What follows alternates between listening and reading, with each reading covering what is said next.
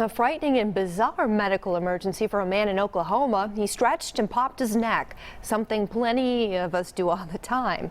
Except less than an hour later, he was in the ER unable to walk. Turns out the 28-year-old tore a major artery, caused a clot, causing a potentially life-threatening stroke.